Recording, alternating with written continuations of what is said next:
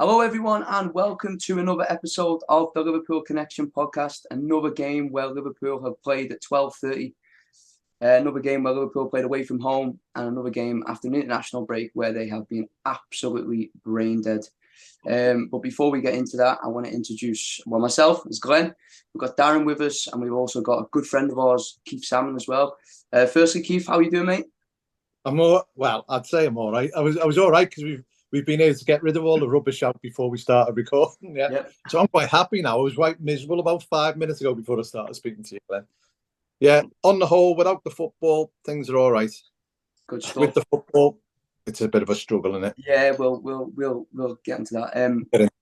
Darren's just basically stopped World War III going on in his house between his kids. So yeah, speaking of brain dead. Yeah, exactly. So well, what we'll do, boys, is before we get into Chelsea, we'll touch. I know we probably don't want to, but we'll touch a little bit on yesterday's game. Obviously, with it being so raw. I know Wilson and Jono did a couple. Like done about 10 minutes in the pub, which is fair enough because I don't even think I could have done that. Darren, I'll start with you, mate. Initial thoughts. We're not going to get into the teams and the whole thing, but just a couple of minutes on our thoughts of yesterday's shit show. I think it's the only way you can call it. First 45 was all right. Yeah. And then I had no clue what team came out in the second half. Just basically, like we said, brain dead. Like the first 10 minutes, you knew City were going to come out after us, and we just it's infuriating because we all see it that we don't seem to be able to play basic football after a certain point in a match. Once that goal went in, everyone's head went down, and that's a big issue for me. Even Klopp said it. Only about four of the team played decent, and the rest were just not up for it. I can't pinpoint it. Everybody's kind of going on about now Klopp should, maybe give it up. He doesn't have fresh ideas, but those players on that pitch should be able to play to the Liverpool standards, and they're not. And it's really frustrating to watch because it's not one off, is it? It's week in, week out. Yeah, Keith, it was a good first half, wasn't it? Were you surprised? We'll go first off. Were you a little bit surprised with how well we started? Yeah, I was actually because I thought they done all right against City, and to be fair, it all hinged for me on when they were 1-0 up, and Salah was through on his own, and for some reason Jack Grealish sort of caught up with him, and he had an easy-ish ball across to Jota, and we could have been in for two, and then all of a sudden within a couple of minutes they've scored, and then whereas we were we used to go, okay. I remember that there's a time a few years ago where we were going really well, and it was one of the years we pushed City really close, and we were doing really, really well. And Arsenal came to Anfield and they scored after about within the first 10 minutes. And I said to our Charlie, "Oh, you see what they're made of now." And he did what Arsenal have been doing for weeks. We go, "You get one back." You go, "Okay, we're all right. We're going to win anyway. We can do it. There's none of that confidence there anymore. As soon as they ship a goal, the mentality shifts, and yesterday felt very much like Real Madrid at home. They come out, and I'm sure there's got to be someone in that dressing room who said, "Right, boys, keep it tight. Don't give them anything in the beginning of the second half." And they go and concede a goal in the first minute. You just go, "Where's that come from?" And then once they concede that goal, you went, "Didn't have a shot in target second half, did we?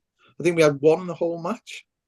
You go, "There's something really wrong." And as Dad said, and I'm not sure you can put your finger on what it is. There's loads of reasons, and you can't be saying they're not having that conversation in their dressing room either. And what happens on a Monday morning in Melwood, they've got to be having that conversation.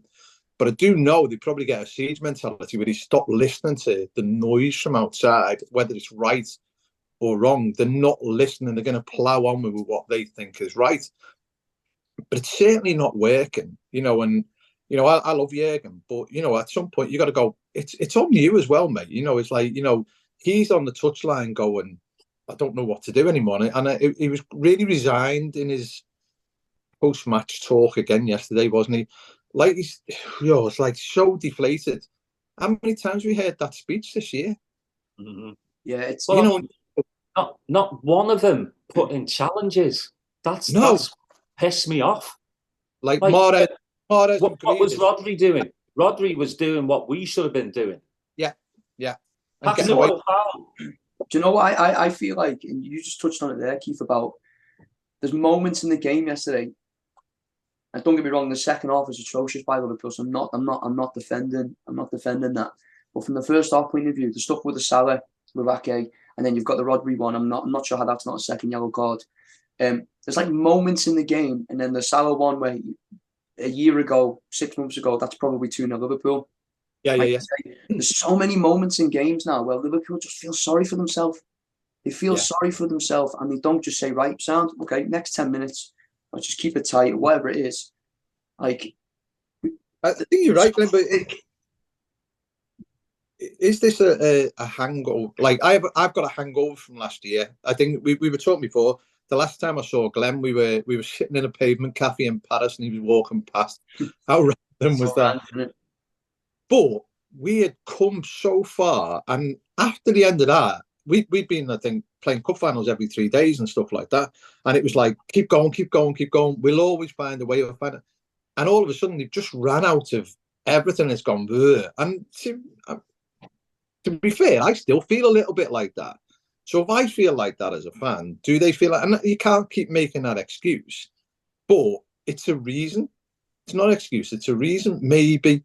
But that's why they should have refreshed it in the summer. And that's why, you know, I think they have been asleep on the job by not bringing in new faces where, you know, you've got a little bit of new faces around it. It's not the same group. You can re-energize.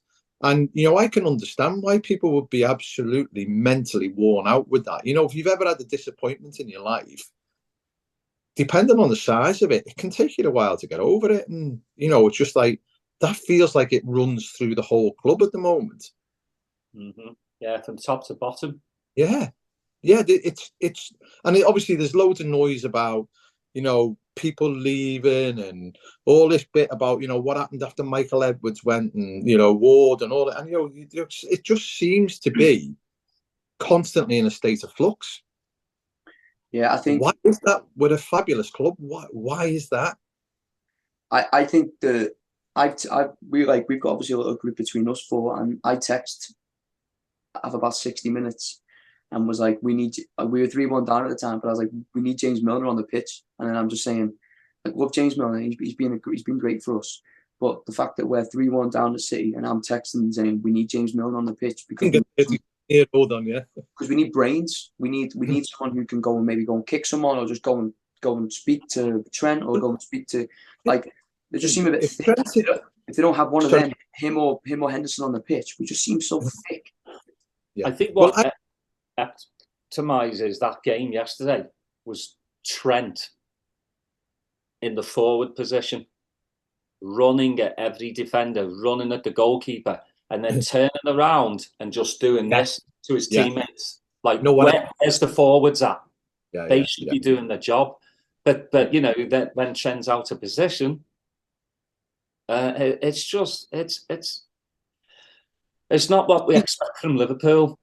It's not, and you just think like everyone sort of has a go at Trent about his defending and all that, you know, and that there's definitely moments of that. But look at Andy Robbo yesterday. You give Mahrez the freedom of the pitch, and you know they made the pitch so wide. Every time Mahrez got the ball, there was no defender within 20 or 30 yards of him. And the same with Grealish. You know, I always remember when you were young, you're like, get on his toes, give him a challenge, make it hard for him to play. It must have been the easiest game that Mahrez and Grealish had. They were so enjoying themselves because they were just allowed to play. Mm-hmm. It's like training going, don't get close to them, don't hurt them. And time after time, I think even Klopp went, I'm glad they stopped playing, because it could have been like United for us the other week. Yeah. If they were going, we could have shipped 5 or 6 dead easy. Do you know what I mean? But Yeah. John Stones also had the freedom at the pitch. He's a Yeah, midfield. John Stones. So I was just going to say, you're saying that about Morris. Probably one of the most consistent players that I've seen is Andy Robertson, and just seeing him this year and seeing how he looks leggy. He looks tired. Like yesterday, I'm not a big fan of Costas, but I would have even maybe played him. Obviously, those games playing for Scotland seems to take out of him. But Robertson this year has been nowhere near like tight enough, and like you were saying before, like usually defensively he's been solid, but the amount of times where players can like cross the ball or play the ball across, and I'm not blaming Robertson, by the way, before anyone says that. I'm just saying in general he's been so consistent for Liverpool over 4, 5, 6 years or whatever it is. And you see his level, his dip. It's sort of been a representation for the whole team and the whole club. I remember we can talk about the blue side of the city for a while. Remember like the Dogs of War with David Moyes, and you're going, you can only go at 100% for so long before you actually stop, and it's like we've hit a brick wall physically and mentally. And I say Andy Robbo, when he goes to Scotland, he carries Scotland. That energy he carries into Scotland has got to sap him somewhere else, really, because he's the leader of men in that room as well. And you can't keep that up all the time, I don't think, and I think he has not been at his best, but he's certainly nowhere near our worst. No. And as you say, the fall off to Costas, I'm not, he's a nice lad and he's not a bad player, but actually there's a great drop off to that as well. And he never knocked Guardiola out yesterday as well. I would have decked him so quick. And Arthur shook his hand. Well, Arthur will shake anyone's hand. The first time you see Arthur is when he's walking around the pitch at the end with his family, waving to everyone in the last game of the season. Yeah, that's a mad move, isn't it? That sums up our club this year. Right, let's try and move on. Like, listen, we're going to talk about a team now that's in as much shit show as Chelsea. So, I mean, at least that's a positive thing. They've spent more and they're worse off than us. Yeah, they seem to be absolutely. I mean, I don't watch a whole lot of Chelsea, but every time I put them on, I haven't a clue who half of the players are, because they just seem to have, or who's playing where, or like are they playing a 4-3-3? They're playing 3 at the back. I haven't a freaking clue. So, I mean, that's a good thing. Well, I'm going to help you there, Glenn, because I did a bit of research. Here we go. Because you've just hit the nail on the head. You can't just go. You remember you used to be able to go, oh, these play for Chelsea. Now you're going, I'm not sure who you've got anymore, So I did it. You'd be impressed with this. In January, this is according to Google, they spent £323 million in January alone. We spent 0, I think, wasn't it? Say again. Gakpo. Oh, sorry, mate. Yeah, we did, didn't we? Yeah, but that feels like December, not January, because he signed. You haven't done much research then? I haven't done any research on us. This interesting us. But they got Enzo Fernandez, £106 million. They got Mudryk, £88 million. Badia Shelley, the defender from Monaco, £35 million. João Felix, on loan, obviously, but he's like a massive signing there.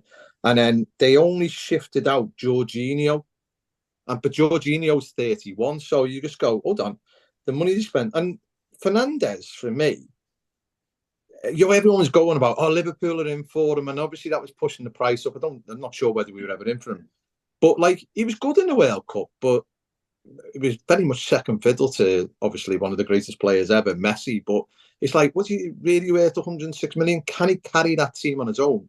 Obviously not. João Felix, I think he got sent off in his first game, then he had a 3-match ban. And, you just think, where are they doing? And then in the summer last year, they bought Cucurella for 53 million, Sterling for 47, who's a shadow of the player he used to be, Koulibaly 38, shadow of the player he used to be, Chuck Wimere from Villa, 18 million. Say that one again. I can't say it again, mate. I've even got it written down. I can't yet. It's such a massive scattergun approach with what they're spending. I actually feel a bit sorry for Potter because you just go, what's he supposed to do with that talent? And like you look at the way they lined up yesterday, they had a really strange centre-back pairing. And then going forward, they created 25 chances yesterday against Villa. But they haven't got a centre forward. Yeah, they got a band, didn't they? On loan. But those are. I don't think those are Potter signings, though. I think they are. That's the thing. Who's signing them? Bowley? Yeah, he's the fella with the checkbook. The checkbook, man. Yeah. Bowley, right? Yeah. You just go. Wait, how are you supposed to make a team out of that comes and plays? And you got Pulisic, who's sort of there all the time, but then he doesn't play him, and then he does, and then they throw him on, and you expect to get a tune out of him. And it's like then Reece James is like half the player he used to be, and you just think, where are you going with this? What's a strategy? But they're in the Champions League quarterfinals, aren't they? So that's the one thing that might help us, really, mightn't it? On Tuesday, they might look at that instead. Yeah. Who do they play in quarters? They've got Real Madrid. Yeah. See, I've got no interest in Champions League anymore. Yeah. I know. Yeah, Real Madrid. And I think that's that'll be in a couple of weeks yet. Anyway. But yeah. Their whole form's not great either, which might play in our favour. They got beat again yesterday, didn't they? Yeah. Yeah, but our away form is not good. 0-0. At least it's not at an early kickoff. Yes. God. We won't be half asleep. We should be fully awake. Yeah. But yeah, form's diabolical, isn't it? I think 3 wins out of 14 and 3 draws, lost 8. How can you go anywhere with any confidence? So what do you think? Do you think there's going to be any? I think there's going to have to be, simply from the turnaround, or from the starting 11 yesterday. Any obvious changes for you, Darren? Yeah. I think Núñez starts this one. Jota's on the bench, 100%. I think, and I know we don't like to talk about it, but I think Millie could start. To be honest, did I ever think that? I mean, even do you start Trent again? And Robbo, I don't think starts. I think Simicast starts. It's tough, isn't it? Because if you're looking at our midfield, Keith, we've not really got any options, have we? We've basically got 3 midfielders. He's not. I don't know what's going on with Kaito. He's not answering about Kaito anymore. He come back again. Yeah, I know. I know, but it's happening all the time. That is a bit like, is there something else in it? I don't know. I don't know what's going on with Curtis because he played for the 21s. Yeah. Manchester, was he? Yeah, I didn't think that's what I'm saying. So midfield, I mean, Henderson to me looked leggy yesterday. He looked to me like a player that was playing simply because we didn't really have any other options, and he was a big leader and a big personality, but he looked a little bit off the pace. What would you do? What would you do in midfield, Keith? Not got many options. I'd play you and Daz. Yeah. It'd have to be a double pivot. It won't be much running with me and him. I think we play 10 in midfield, 4 at the back and 3 up front. Yeah, but for me, we've been playing 4-3-3 for so long. Everyone's sussed it out. You know what I mean? It's like while it gives you a lot going forward, it doesn't protect us at all. You know, and it frustrates me that you just go, keep doing what you keep doing. You're going to keep getting what you get. And I think, for me, I always thought Núñez was like a number 9, but he just plays him on the left wing all the time. So when Diaz comes back, where do you play Núñez? Through the middle? don't know what's his position going to be. And I like him. I like Nunes, and I just think, yeah, he started getting his score and touch, and he's definitely coming back in for Tuesday night. Yeah, that was it. Because he was carrying that injury. I think got a cut ankle against Madrid, didn't he? And you go, he comes in, but I play 2 up front and pack the midfield a bit more, put them on. But then you go, who can you put in there? Because you go, there isn't anyone. So it's like Oxlade-Chamberlain. Will he come in? He's fresh, he's fit, but he doesn't offer a lot, unfortunately, anymore. Because his head's gone as well. Because he's going the end of the year, isn't he? It's like it's like there's no, you can't play Arthur, because I think he had, how many minutes he had? About 13. You can't play him, can you? Hendo, I think you said, looks leggy. Like, he looked leggy against Bournemouth, and it's like, I think there was a bit in Bournemouth where Bournemouth were attacking, and it's like he's running through treacle.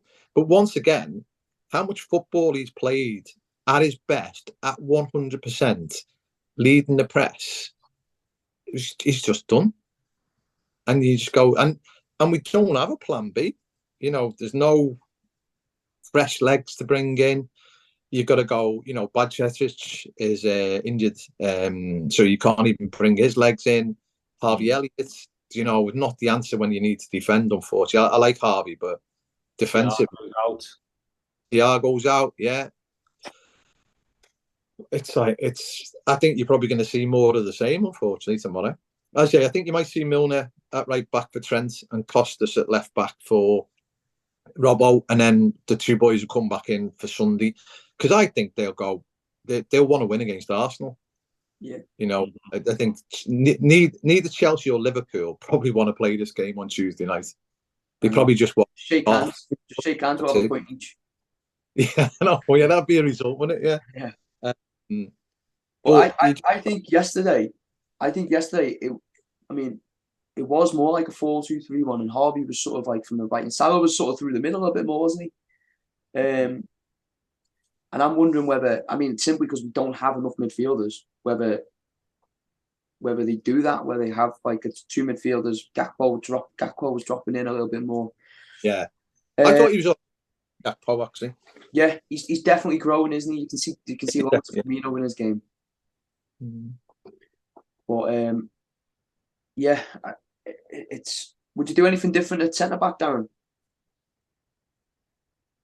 I don't think they can. No, yeah, as I said that before.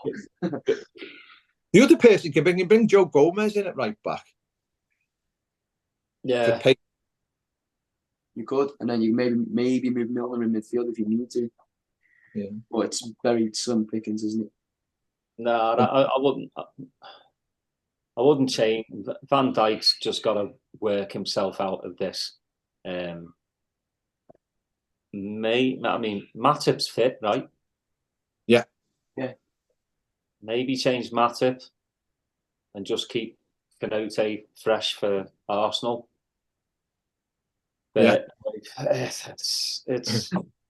I think what happens is every time, obviously they're coming back from long injuries. Like what did Van Dijk out like a month out, and Konaté had a month, and then all of a sudden you're playing them to death, and you got to go. You do have to go for the long-term fitness. The problem with Van Dijk is, ever since he come back from that Pickford tackle, because I think we're allowed to call it that, aren't we?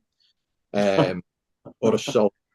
Ever since he come back from that, like for 6 months he just ran in straight lines, up and down. He didn't go side to side, and then he got better as January went on, and then he suffers another little injury, and he's back to that. He's back to playing at 70 or 80%. There's 2 or 3 times where he just stops running, and you just think, is he told to stop? Is he told, don't overexert yourself?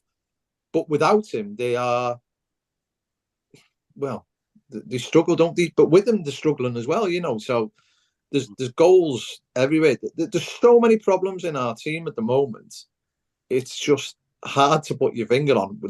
Anything other than get to the end of the season, go away, have a great holiday. We'll sign 2 or 3 new lads, and we'll all be good again. Yeah, I mean, I feel like that, and I'm not having to kick a ball. I'm just having to get up my arse and sit and watch the telly. I wish, like, Yeah. when you're a kid and you play FIFA and that, and you're in a season mode and you can just simulate the games. Yeah. We could just do that and just be like, "Oh, sound yeah." Or if they just said, "We'll give you a point for every game for the end of the season," I'd be like, "Yeah, I'll take that." Would that mean we've missed the Conference League with it? Yeah, Yeah. perfect. See, it's one of those people are starting to say, well, do you want Europe or not? Like, without Europe, you this and where do your fringe players get game if you're not in those type of competitions? Your fringe players aren't playing enough football, so when they are called upon, they're rusty, so they can't play. You got Carvalho missing this year a couple of times. Harvey Elliott probably overplayed. It's like when you're down to bare bones, which is mental when you think about the size of the squad. When you're down to that, you're going to go, what do you do? But next year, you have the likes of Tyler Morton who'll come back from Blackburn, Connor Bradley from Bolton. They've all had good loans, but not ready to drop into the Premier League. They're ready to play more of an active part in your squad, maybe. But young lads can play in like great teams, can't you? Look at Foden and the way he was brought through City, and if Harvey Elliott, if he was brought in and dropped in game to game like he was starting to be when he got injured at Leeds, but now he's sort of overplaying him, so I don't really know what Harvey's supposed to do sometimes. Yeah, I feel sorry for him. I love Harvey. I really do love Harvey. I love how brave he is. He always wants the ball. Yeah, but he does. I totally agree. Never shakes, does he? It's a catch-20. Played out of position, isn't he? Yeah. Like a lot of the players are being played out of position. Yeah. It's a catch-22 with all that, because I get what you're saying. And as like before we started this, we were talking about like how great it was being in Kiev, and as well, Keith, when you go into like when you're in the Europa League and stuff. I've had some absolutely amazing trips in the arse end of nowhere, watching Liverpool, probably like yourself. So there's that part of it that will be that being in Europe would be dead fun. But from like from our point of view, as in, I feel like in this conference thing can start in like middle of July. Do you know what I mean? Oh, yeah. I mean, you're playing like so many games. I just think if we can't get in the Champions League, then I would prefer to finish eighth, because we've got so many of these fringe players this year, but they're all going to go. So then maybe that means you don't need to sign so many squad fringe players in the summer. And just means we get a bit more time on the training pitch. How many we got going in the summer? We got like 5 or 6 going, haven't we? They all seem to be the same. Well, I know he's not obviously played, but you've got Arthur, you've got Keita, you've got Oxlade-Chamberlain, you've got Tyler Morton. You would think would probably go. Don't know what's going to happen with Curtis. I mean, that's James Milner. Don't know what's going to happen. That's like 5 players, but they all play in the same position. Yeah. So, yeah. It's really like we keep going back to Kiev. And, the day after Kiev, I always remember sitting in an airport lounge and someone go, "They've just signed Fabinho." Yeah. Wow, where did that happen? Yeah. Roll it forward for a couple of years to Madrid. And you win the Champions League and you go big and go and get people. And you got with the great respect, they got a couple of young lads in, but you went, go and get like superstars. They all want to play for Liverpool. And now all of a sudden you're going, we can't actually do that. It was the Manny news, wasn't it? It was the Manny news, if you remember. So the opposite after Madrid, it was like, Manny's going, and you're like, you had an idea it might happen, but you're like, well, they did try for Tuchemene. Yeah. But they had no plan B. So if you can't get in. Yeah, it was Bellingham or Tuchemene, and obviously Bellingham, Dortmund weren't going to let Haaland and Bellingham leave. Yeah. So we put all our eggs in Tuchemene, and when Madrid came calling, where'd you go? Madrid. Yeah. And then we had nothing, and then we get left with, Arthur. I wonder. 2 or 3 players, didn't he? They didn't just need one. No. Yeah. Do you know what though? I wonder whether they've looked at it and they went, right, well, you've got to remember last season, Curtis and Keita probably have started, well, have at least featured in about 35 games last year, both each. Yeah. You got to remember, like when we played United away last year, both Curtis and Keita. I think Keita started. It was Keita and Milner started in midfield, and I think Curtis ended up coming on. Like those two lads in itself probably started 35 games. So Liverpool, featured in at least 35, 40 games last year. This year, they've probably not done 10 between the two of them. Yeah. And they're probably thinking, well, you've got Curtis to come through. You're going to have Harvey coming back. Like, the problem is that, like, all our injuries have been in there. And other players just generally, haven't they? They've been long-term injuries. Yeah. Yeah, well, everyone's not out for a week. And the amount of muscle strains we have is just beyond funny now, isn't it? You know, like it's a bit of an odd year with World Cup as well, isn't it? You know, we thought, okay, the World Cup will be a reset for us. We'll come back, we'll go again. They'll go to Dubai and they do a bit of work. And I don't know what work they did in Dubai, but it didn't really happen that way, did it? And you just think it's like they just all need a good couple of months off. It's funny, you know, when you're saying that, because I've been saying that the whole year. I've been saying, like, international, we got 10 days off now. Sam, get back, get the lads back. Oh, we're going to the World Cup. Yeah, Sam, we've got 6 weeks. We'll get Diaz back. But Salah's not going to the World Cup, you know. And then, like, even like last week, you've got like a couple of weeks off, and you're like, okay. But it seems to make us worse, if anything. We need to be playing football all the time, don't we? Yeah, we do. Yeah. Anyway, we'll move on to scores. Or if I know you don't want to do a score down, but Keith, what do you reckon? Prediction: Liverpool win. Score? What you reckon? I can't see us winning there. To be fair, not with our away record, but I can't see us losing either. Not with their home record. 1-1 draw. But I've been wrong all year, so yeah, I'll join you in a. I'll join. I mean, I was going to say 0-0, but the thought of watching another 0-0 Liverpool versus Chelsea, the last one was absolutely atrocious. But I'll go 2-2. I'll go 2-2, which yeah. I know you're not going to give a score down, but what you reckon? You reckon we'll win? Nah, a draw. A draw. Well, that's quite positive from where we started. Yeah. A draw, draw, and then we beat Arsenal. Yeah, I can see Arsenal. I'm really positive for Arsenal. Unfortunately, I think we could derail the title charge.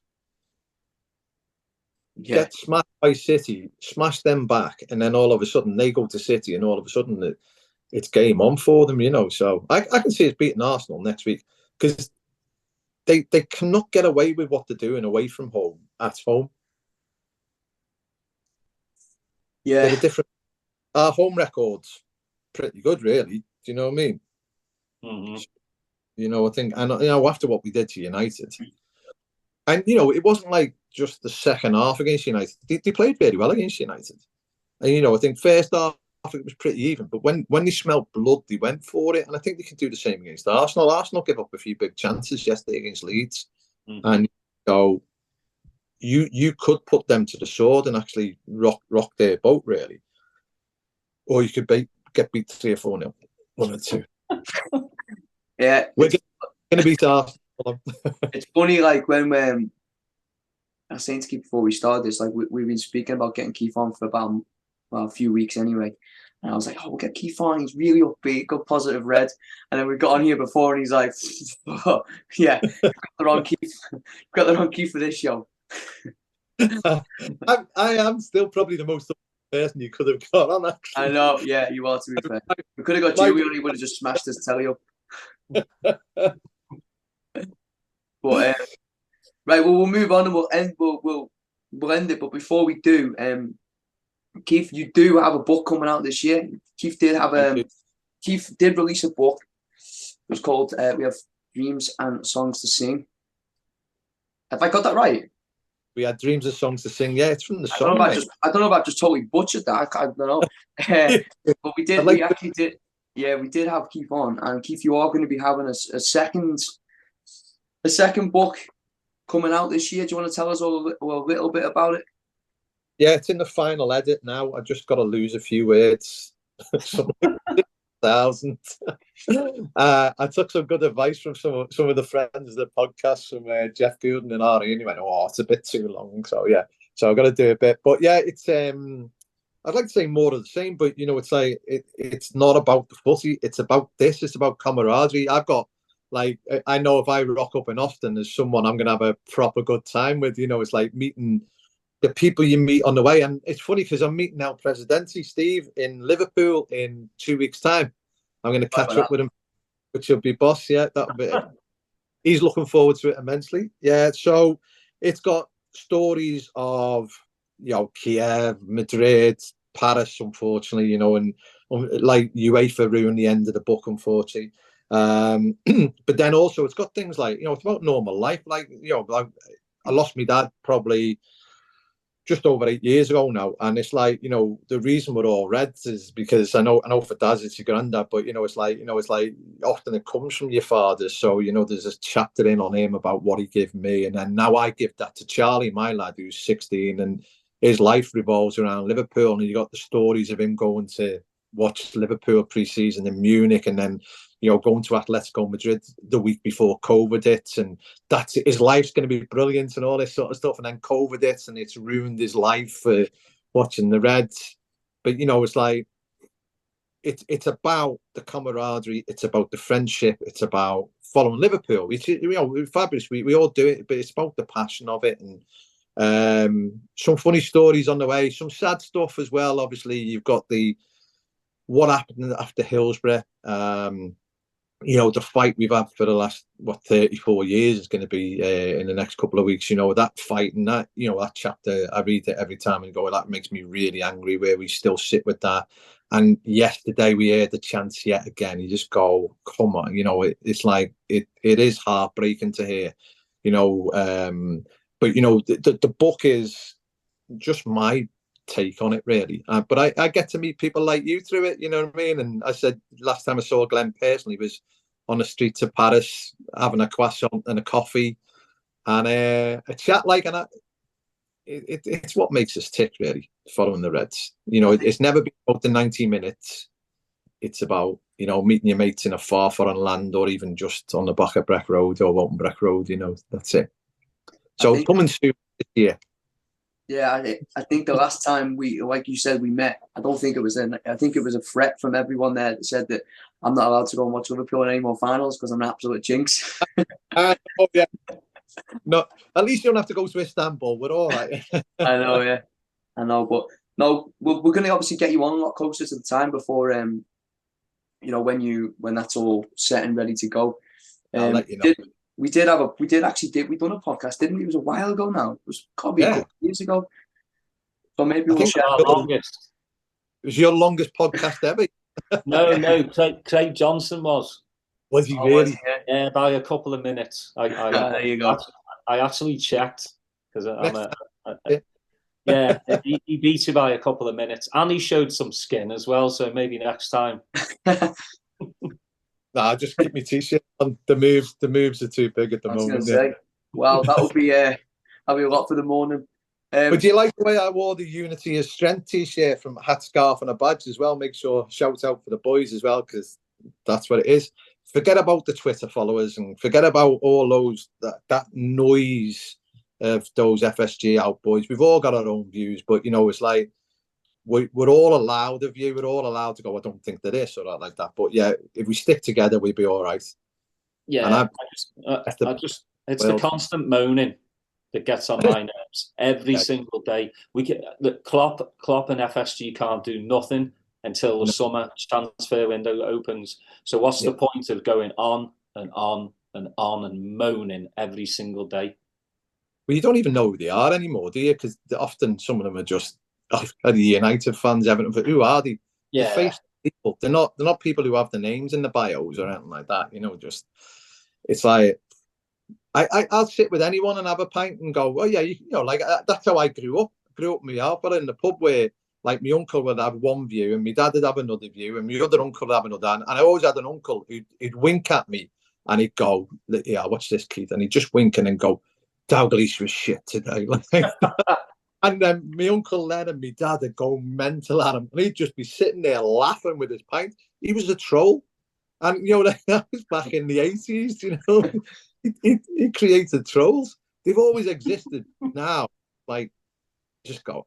I pick up Twitter, and I've met so many boss lads off there. 'Cause I've actually physically met loads of them, which is great. Like, they are some of the best people on earth. You've got to have that filter and the block button to get rid of, those ones we don't want to talk about, because they just depress you. It's sad, isn't it? Modern world, though.